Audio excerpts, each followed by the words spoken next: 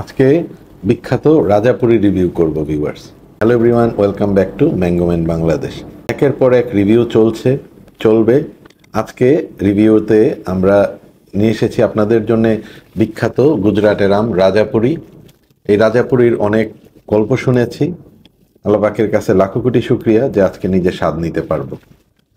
এটার কালারটা মোটামুটি ইয়েলো, তারপর হালকা একটা পিঙ্ক ব্লাশ এবং গ্রিনেরও একটা কম্বিনেশন আছে। সাইজটা বেশ বড়, 400-450 গ্রাম হবে। প্রত্যেকটা আমি অ্যাবাউট 500 গ্রাম। কালারটা একদম লাইট ইয়েলো। বিসমিল্লাহির রহমানির রহিম। রাজাপুরির যথেষ্ট ভালো একটা ফ্লেভার পেলাম, টেস্ট পেলাম। সুইট এবং টার্টের একটা মিশ্রণ আছে, যথেষ্ট রিচ এবং স্পাইসি একটা ফ্লেভার। আর একটু টেস্ট করে দেখি। খুব কমপ্লেক্স একটা ফ্লেভার, বিভিন্ন ফ্লেভারের একটা সমন্বয় আছে, মিষ্টতার মাঝে একটু টার্টনেসের টাচ। তো এরকম একটা ফ্লেভার, একই সাথে স্পাইসি, হালকা একটু অ্যাসিডিটি আছে। আমার কাছে কিন্তু খুব ভালো একটা স্বাদ লাগলো। মিষ্টতাটা মোটামুটি ব্যালেন্স একটা মিষ্টি, খুব চরম লেভেলের মিষ্টি না, কিন্তু স্বাদটা যথেষ্ট ভালো।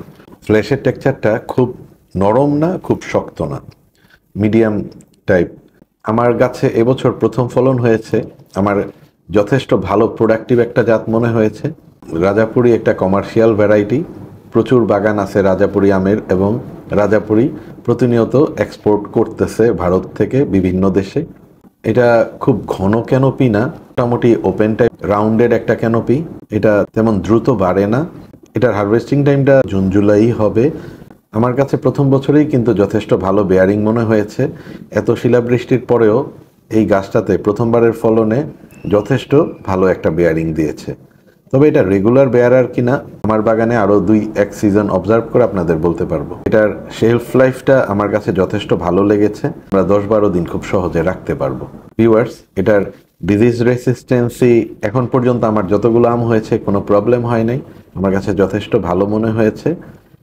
সামনের বছরগুলোতে আরও ভালোভাবে অবজার্ভ করে আপনাদের পুরোপুরি জানাতে পারবো। ভিউয়ার্স, ম্যাঙ্গোম্যান বাংলাদেশ আপনাদের বিখ্যাত আমের স্বাদ নিয়ে আসে, আম সম্পর্কিত বিভিন্ন তথ্য দেয়, আপনাদের সচেতন করতে চেষ্টা করে। আপনারা অবশ্যই সাবস্ক্রাইব করে রাখবেন, লাইক কমেন্ট শেয়ার করে সবার মাঝে ছড়িয়ে দিবেন ম্যাঙ্গোম্যান বাংলাদেশকে। ম্যাঙ্গোম্যান বাংলাদেশ প্রতিষ্ঠিত ফ্লোরিডা ফার্ম বিডি থেকে আপনারা আমার সংগ্রহ করা সবগুলো চারা সংগ্রহ করতে পারবেন। আপনাদের এতদিন বলে এসেছি ফ্লোরিডা ফার্ম বিডির সেলস শুরু হবে জুলাইয়ের শেষ নাগাদ। তবে আমার পরিবারের সদস্য গুরুতর অসুস্থ, বিগত 18 দিন যাবৎ আইসিইউতে থাকার কারণে আমার সেলসটা পেছাতে বাধ্য হচ্ছি। কোনোভাবেই মনোযোগ দিতে পারছি না অন্য কাজে। আমি ফাইনালি সিদ্ধান্ত নিয়েছি 30 সেপ্টেম্বর থেকে ফ্লোরিডা ফার্ম বিডির সেলসটা উন্মুক্ত করব, এবং আপনাদের এই সাময়িক অসুবিধার জন্য আমি দুঃখিত। আরও কিছুদিন ধৈর্য ধরার অনুরোধ রইল। ভিউয়ার্স, চলুন আমরা মিষ্টতাটা পরীক্ষা করে দেখি।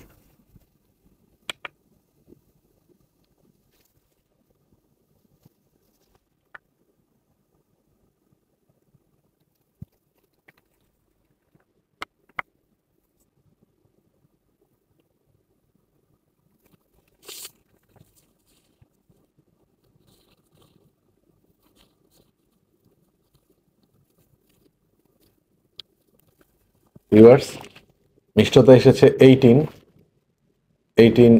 এসেছে ব্রিক্স।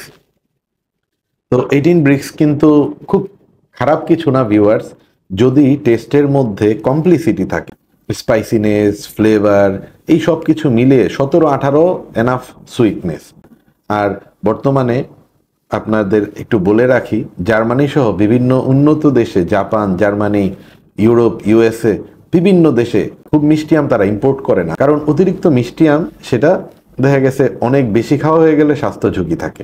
কোনো আম যদি 17-18 হয়, সেই ক্ষেত্রে যদি আমের ফ্লেভার থাকে, স্পাইসিনেস, কমপ্লেক্সিটি এবং বিভিন্ন টার্টনেস, সুইটনেসের একটা কম্বিনেশন থাকে, সেটা কিন্তু যথেষ্ট স্বাদের হয়। রাজাপুরিটা আজকে এরকমই একটা জাত। আপনারা সুগার ব্রিক্স 18 হলেও আপনার বাগানে অবশ্যই স্থান পেতে পারে, আপনারা নিশ্চিন্তে গ্রো করতে পারেন।